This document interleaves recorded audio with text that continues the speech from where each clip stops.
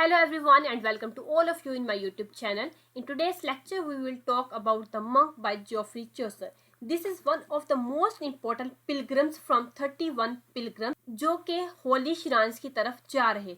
इस वीडियो में हम इन डिटेल इन कैरेक्टर्स की समरी को और द कैरेक्टर ऑफ मंक के कैरेक्टर स्केच को इन डिटेल डिस्कस करेंगे और इस कैरेक्टर्स के थ्रू जोफ्री चौसर ने जो मेजर थीम्स को रिप्रेजेंट किया है उनको इन डिटेल डिस्कस करेंगे।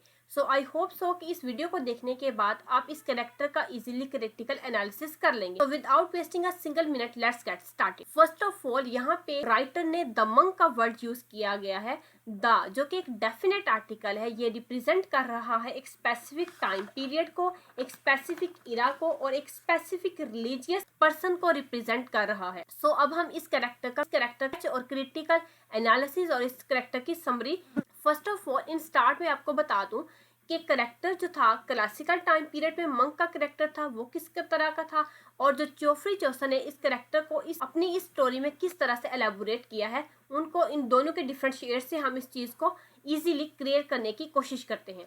फर्स्ट ऑफ ऑल जो मंक था क्लासिकल टाइम पीरियड में, उसकी रिस्पॉन्सिबिलिटीज थी कि वो लोगों के लिए प्रेयर्स करे, लोगों के लिए स्टडीज करे और इसके अलावा सेंट बेनेडिक्ट के जो स्ट्रिक्ट रूल्स थे उनको फॉलो करे, स्टडी करे ताकि लोगों को जितने भी रिलीजियस उनके कंसेप्ट हैं उनको हाईलाइट करके लोगों के सामने उनको क्लियर कर सके, ताकि लोग जो हैं वो रिलीजियस टीचिंग के अकॉर्डिंग, रिलीजियस प्रीचिंग के अकॉर्डिंग अपनी लाइफ को स्पेंड कर। ये तो पर्पस था मंक का क्लासिकल टाइम पीरियड में, जिसके लिए इस मंक के कैरेक्टर को एक रिलीजियस पर्सन के तौर पे जाना जाता था। बट इन दिस वीडियो हम बात करेंगे कि जोफ्री चौसर ने मंक के कैरेक्टर को a prologue to the contemporary tale में किस तरह से रिप्रेजेंट किया है और इस कैरेक्टर के थ्रू जो हमारे पोएट हैं उन्होंने इस सोसाइटी की रिलीजियस करप्शन को, इस सोसाइटी की हाइपोक्रेसी को, इस सोसाइटी में जो रिलीजियस पर्सन थे वो किस तरह से एक लग्जरियस लाइफ स्पेंड कर रहे थे और उनकी लाइफ का पर्पस क्या था, किस तरह से उन्होंने अपने इस पर्पस को चेंज किया और किस तरह से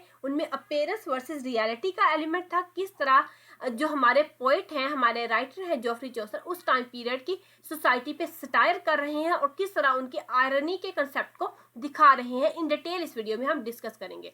फर्स्ट ऑफ ऑल अगर बात की जाए हमारे मंक की, जो कि जोफ्री चौसर का कैरेक्टर मंक है, इसको हम इस पॉइंट ऑफ व्यू से डिस्कस करेंगे जो कि प्रेजेंट टाइम पीरियड पे जोफ्री चौसर ने अपनी सोसाइटी को दिखाने के लिए शो ऑफ किया है। First of all the monk is one of the pilgrims introduce in Chaucer general prologue. अब जो मंक का कैरेक्टर है वो चौसर के पिलग्रिम में से एक इंपॉर्टेंट कैरेक्टर है जिसको जोफ्री चौसर ने अपने इस प्रोलॉग में एक्सप्लेन किया है। He is high ranking church official monk but does not follow traditional monastic rule. अब ये जो था वो हाई रैंकिंग का चर्च ऑफिशियल था जो कि मोनास्टिक रूल को फॉलो नहीं करता था, ट्रेडिशनल रूल जो मैं आपको ऑलरेडी बता चुकी हूँ उनको फॉलो नहीं करता। Prefers a luxurious worldly lifestyles over a life of poverty and devotion.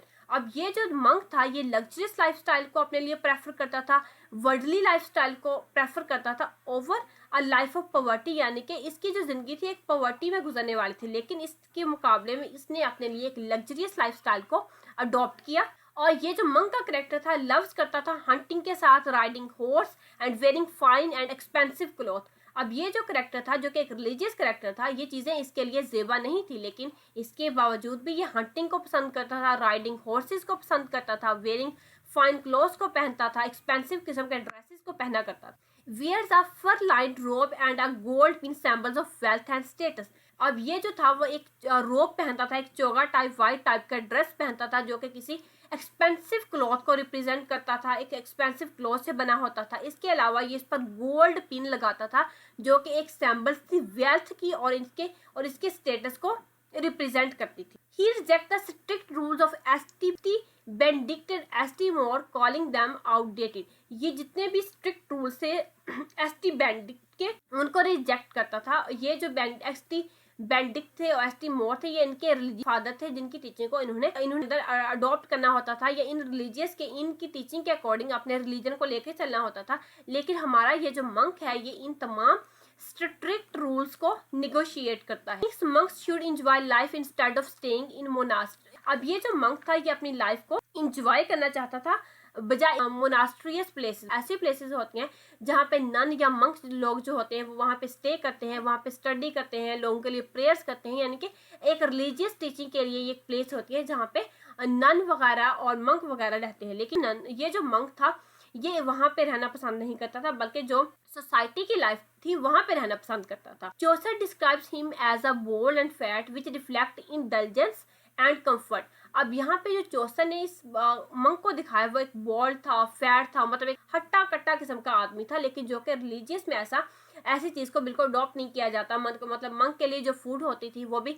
उनके लिए चाहिए था कि वो सिंपल फूड यूज करते, हर टाइम अपनी प्रेयर्स में मसरूफ रहते, स्टडी में मसरूफ रहते। लेकिन जो मंक का कैरेक्टर जिसको जोफ्री चौसर ने यहाँ पे एक्सप्लेन किया वो बहुत फैट था, बहुत बोल्ड था, बहुत फैंसी लाइफ को पसंद करने वाला था। Represent the corruption and hypocrisy in the medieval church. Medieval time period का जो चर्च था, जो रिलीजियस पर्सन उस चर्च के साथ अटैच थे, उनकी ये करेक्टर जो है उसका उनकी करप्शन को, उनकी हाइपोक्रेसी को रिप्रेजेंट कर रहा है। Chaucer uses irony and style to criticize religious figures who don't live by their vows। अब जो चौसर है इसने उस टाइम पीरियड इनके थ्रू आयरनी को यूज किया है और स्टाइल को यूज किया गया है ताकि उस टाइम पीरियड के जो रिलीजियस पर्सन थे उनकी ओरिजिनल पिक्चर को एक्सप्लेन किया जा सके, उनकी ओरिजिनल पिक्चर को सोसाइटी के सामने लेके आ सके। Through Chaucer tone seems admiring, it's actually mocking and critical. अब इन अपेयरेंस अगर हम इसको देखा जाए तो हमें ऐसा फील होता है कि जो चौसर है वो इस करेक्टर को बहुत ज़्यादा एडमायर कर रहे हैं कि ये बोल्ड है, फैट है, लग्जरियस लाइफ स्टाइल को पसंद करने वाला है, अच्छा खाने वाला है, अच्छा बोलने वाला है। लेकिन इन रियल सेंस जो हमारे पोइट है, रिस्पेक्टिव राइटर है, वो मोकरी को इस सोसाइटी में मोकरी कर रहे हैं और सोसाइटी पे एक क्रिटिसिज्म का पॉइंट ऑफ व्यू हाईलाइट कर रहे हैं। तो ये यहाँ तक तो इस वीडियो के लेक्चर में हमने बात की कि किस तरह क्लासिकल मंक डिफरेंट है मॉडर्न टाइम पीरियड के मंक से, और किस तरह से राइटर ने सोसाइटी की करप्शन को, हाइपोक्रेसी को दिखाने के लिए इस कैरेक्टर स्केच को लिया है। नेक्स्ट हम इस कैरेक्टर के थ्रू जो जोफ्री चौसर ने मेजर थीम्स रिप्रेजेंट किए हैं उनको इन डिटेल डिस्कस करते हैं, ताकि आपका पेपर में क्रिटिकल पॉइंट ऑफ व्यू से कोई भी क्वेश्चन आए तो आप उसको इजीली अटेम्प्ट कर सकते। सो फर्स्ट जो इसमें थीम रिप्रेजेंट होता है वो है religious corruption. The monk is a clear example of corruption in the medieval church. अब मंक का कैरेक्टर जो है वो एक रिलीजियस करप्शन को हाईलाइट कर रहा है कि रिलीजियस पर्सन का काम है कि वो स्टडी करें, लोगों के लिए प्रेयर्स करें, लोगों के साथ उनका बिहेवियर अच्छा हो, वो एक्सपेंसिव क्लॉथ ना पहने, सिंपली आप कह सकते हैं वो लग्जरियस लाइफ स्पेंड नहीं कर सकते थे। लेकिन जो मंक का कैरेक्टर है वो इस चीज के टोटली अपोजिट है। He ignores his religious duties and lives as a secular and luxurious lifestyle. वो जितने भी रिलीजियस रूल्स एंड रेगुलेशंस थे उनको इग्नोर कर देता है और अपनी लाइफ को लग्जरियस वे में अपनी लाइफ को स्पेंड करता है। Chaucer critics how some churchman misuse their positions for comfort and power.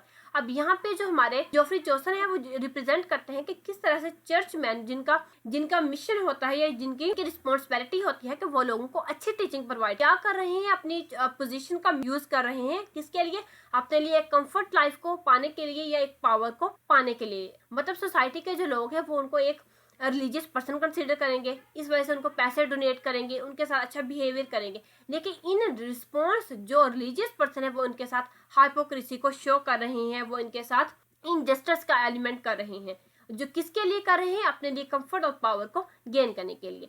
Next theme जो हाईलाइट होता है वो है hypocrisy. The monk is supposed to live humbly and follow strict religious rules. अब जो मंक का कैरेक्टर है उसको किस तरह से होना चाहिए, उसको हम्बल होना चाहिए कि लोगों के साथ बहुत पोलाइटली बात करने वाला हो, इसके अलावा फॉलो करता हो स्ट्रिक्ट रिलीजियस रूल्स को। लेकिन जो हमारा मंक जिसको जोफ्री चौसर ने एक्सप्लेन किया वो ऐसा बिल्कुल भी नहीं है।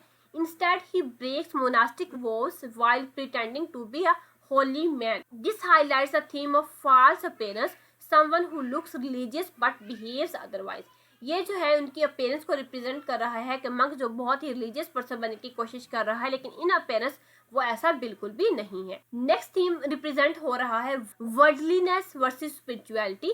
मतलब कि या उसको रिलीजियस होना चाहिए या फिर उसको वर्ल्डली होना चाहिए। ये किस तरह से दो चीजें आपस में कंट्रास्ट शो कर रही हैं। The monk chooses worldly pleasure like hunting, fine clothes and fashion over spiritual discipline. यानी कि जो मंक है इसने स्पिरिचुअल डिसिप्लिन, रिलीजियस टीचिंग को निगोशिएट करके, इग्नोर करके अपने लिए हंटिंग, फाइन फूड और फैशन को इसने अपने लिए प्रेफर किया। This reflect the tension between materialism and spiritual commitment. ये जो चीज़ है टेंशन क्रिएट कर रही है, कॉन्फ्लिक्ट क्रिएट कर रही है किन चीज़ों के दरमियान, मटेरियलिस्टिक थिंग्स के दरमियान और स्पिरिचुअल थिंग्स के दरमियान, यानी कि स्पिरिचुअलिटी के दरमियान एक टेंशन क्रिएट कर रही है। Chaucer shows how religious figures often learn to worldly success. अब चौसर शो करता है कि किस तरह से रिलीजियस फिगर जो हैं वो किस तरह से वर्ल्डली सक्सेस को गेन करने के लिए अपने रिलीजन के साथ करप्शन शो कर रहे हैं।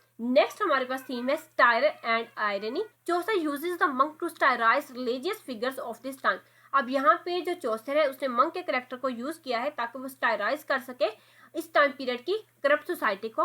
ही pretends to admire the monk but the praise is actually ironic. यानी कि इन अपीयरेंस तो हमें दिखाई दे रहा है कि मंक को बहुत ज्यादा एडमायर कर रहा है, लेकिन आयरोनिकली वो सोसाइटी की करप्शन को दिखा रहा है, रिलीजियस पर्सन की हाइपोक्रेसी को दिखा रहा है कि किस तरह रिलीजियस पर्सन रिलीजियस के नाम पर लोगों के साथ जो है वो दो नंबरी करते हैं। लोगों के साथ उनको रिलीजियस टीचिंग देने की बजाय उनके साथ करप्शन का एलिमेंट जो है वो उसको शो करते हैं। दे exaggerated praise draws attention to the monk unfit behavior as a churchman, जो कि चर्चमैन की अनफिट बिहेवियर को शो कर रहा है। नेक्स्ट हमारे पास है appearance versus reality। The monk outwarded image, fine clothes, confident behavior, ये जो है उसकी appearance है। contrast with the what a monk should be, humble, obedient and poised। और in reality जो एक रिलीजियस पर्सन मंक का जो करेक्टर उसको किस तरह का होना चाहिए था, उसको हम्बल होना चाहिए था, ओबीडियंट होना चाहिए था और पॉइस होना चाहिए था, लेकिन इन कंट्रास्ट ये टोटली इसके अपोजिट। आई होप सो कि ये वीडियो आपके लिए बेटर ही होगी और इसमें जितनी भी मैंने इसका क्रिटिकल एनालिसिस किया है इसको आप अपने पेपर पॉइंट ऑफ व्यू से बहुत अच्छे से प्रिपेयर कर सकते हैं। मेरी अपकमिंग वीडियोस में हम द प्राइडस का करेक्टर को इन डिटेल क्रिटिकल एनालिसिस के साथ डिस्कस करेंगे। आगे से रिलेटेड आपका कोई भी क्वेश्चन है तो आप कमेंट बॉक्स में लास्ट में मेंशन कीजिएगा। Thank you for watching this video.